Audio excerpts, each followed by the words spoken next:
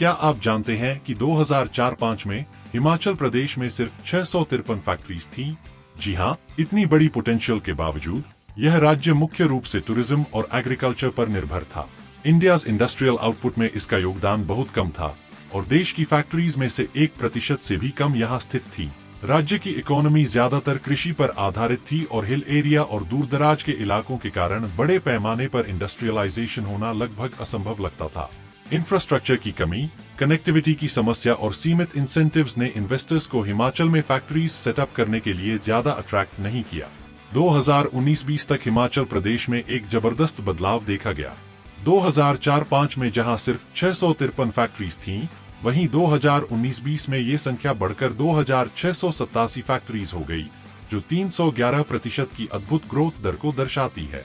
यह ग्रोथ हिमाचल को इंडिया के टॉप 10 स्टेट्स में ले आई। लेकिन आखिर ये ग्रोथ कैसे हुई? इसका एक प्रमुख कारण था 2004 की इंडस्ट्रियल पॉलिसी, जो कम विकसित क्षेत्रों में इंडस्ट्रीज को बढ़ावा देने के लिए लाई गई थी। राज्य सरकार ने इसे टैक्स इंसेंटिव्स जैसे 5 साल तक 100% टैक्स एग्जेम्पशन के साथ कैपिटलाइज किया। स्पेशल पैकेज ऑफ इंसेंटिव्स, जो सेंट्रल गवर्नमेंट द्वारा दिया गया था, ने इंडस्ट्रीज को यहां सेटअप करने के लिए और प्रेरित किया, जिसमें excise duty exemptions, capital investment subsidies और इंटरेस्ट सब्सिडीज शामिल थे। फार्मास्यूटिकल्स, टेक्सटाइल्स, फूड प्रोसेसिंग और इलेक्ट्रॉनिक्स जैसे इंडस्ट्रीज में एक बड़ा उछाल देखा गया। बद्दी विशेष रूप से एक फार्मास्यूटिकल हब बन गया, जहां 700 से अधिक फार्मास्यूटिकल कंपनीज ने मैन्युफैक्चरिंग यूनिट्स सेटअप की। आज यह क्षेत्र भारत के कुल फार्मास्यूटिकल प्रोडक्शन का 35% कंट्रीब्यूट करता है।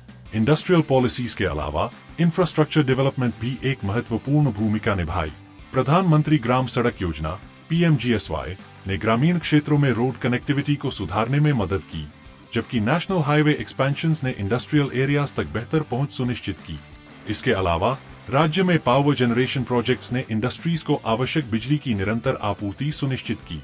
हिमाचल प्रदेश ने रिन्यूएबल एनर्जी इनिशिएटिव्स में भी नाम कमाया, विशेष रूप से हाइड्रो पावर के क्षेत्र में, जिसने इंडस्ट्रियल ग्रोथ को और मजबूती दी। मेक इन इंडिया कैंपेन के साथ साथ ईज ऑफ डूइंग बिजनेस में स्टेट लेवल रिफॉर्म्स ने इन्वेस्टर्स के लिए रेड टेप और ब्यूरोक्रेटिक हर्डल्स को काफी हद तक कम कर दिया।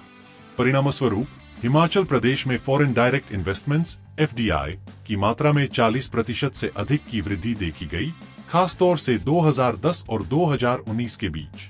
हिमाचल प्रदेश की ग्रोथ की कहानी अभी समाप्त नहीं हुई है।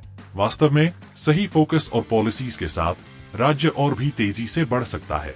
फिलहाल हिमाचल की इकोनॉमी में उसका इंडस्ट्रियल सेक्टर 3% योगदान करता है, लेकिन आने वाले वर्षों में इसमें और वृद्धि होने की पूरी संभावनाएं हैं। ग्रीन और रिन्यूएबल एनर्जी सेक्टर एक ऐसा क्षेत्र है जिसका अभी पूरी तरह से दोहन नहीं हुआ है। हिमाचल प्रदेश के पास प्राकृतिक संसाधनों की प्रचुरता है, जिसमें 27,000 मेगावाट से अधिक हाइड्रो पावर जनरेशन की क्षमता है।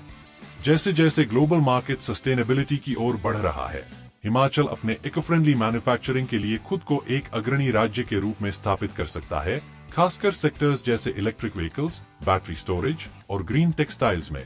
इसके अलावा IT और टेक्नोलॉजी सेक्टर में भी अपार संभावनाएं हैं।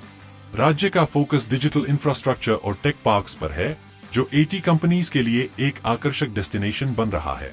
डिजिटल इंडिया इनिशिएटिव और इंटरनेट पेनिट्रेशन में राज्य की कमिटमेंट के साथ IT सेक्टर में तेजी से वृद्धि की संभावनाएं हैं। साथ ही हिमाचल प्रदेश की भौगोलिक प्रोक्सिमिटी जैसे उत्तरी मेट्रोज दिल्ली और चंडीगढ़ के नजदीक होना इंडस्ट्रीज के लिए इसे एक आदर्श स्थान बनाता है।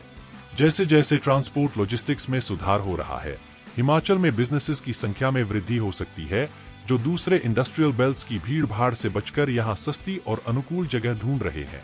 इंफ्रास्ट्रक्चर में निरंतर निवेश, ईज ऑफ बिजनेस रिफॉर्म्स और प्राकृतिक संसाधनों का सही इस्तेमाल हिमाचल प्रदेश को अगले दशक में और भी फैक्ट्री सेटअप्स के लिए एक मजबूत विकल्प बना सकते हैं।